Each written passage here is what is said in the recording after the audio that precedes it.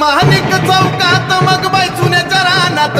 आली बाई माणिक चौकात मग बाई चुन्याच्या रानात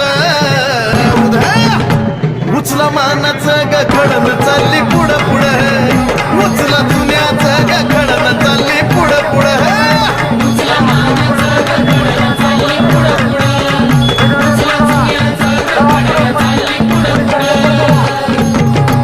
आली आमराई बनात डेर दिल्यात उन्हात आली बाई आमराई बनात डेर दिल्यात उन्हात